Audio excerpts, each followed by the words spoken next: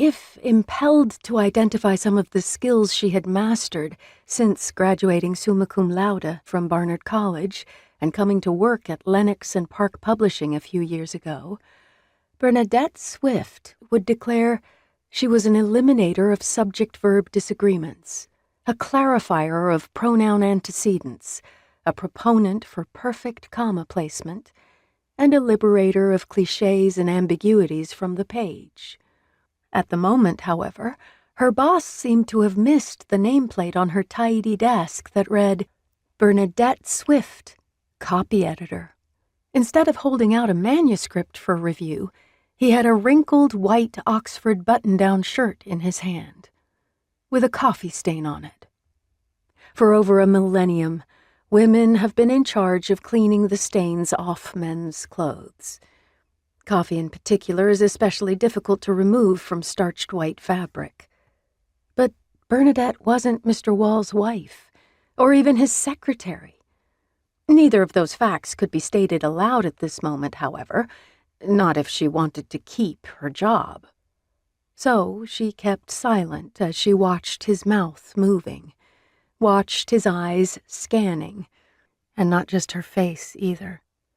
And she thought about how, for the last biennium, she'd been charged with getting his coffee.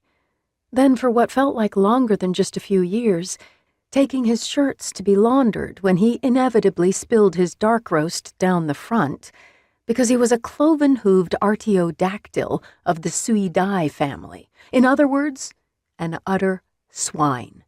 She'd learned from her veterinarian father all the correct biological genera, and she enjoyed tacking them onto human behavior.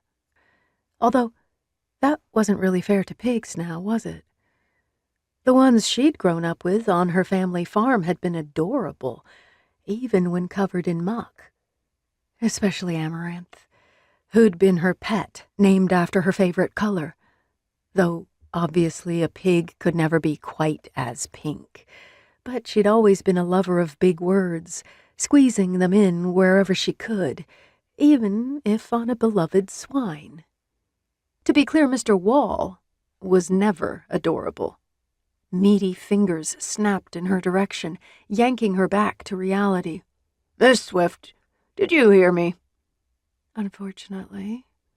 Bernadette glanced around the bustling copy-editing room at the typewriters clacking, men sporting Beach Boys floppy hairstyles, bent over stacks of galley pages with their red pencils in hand, pages of Webster's Third New International Dictionary being flipped, everyone busy and not looking in her direction. Maybe they were blissfully unaware of what was transpiring.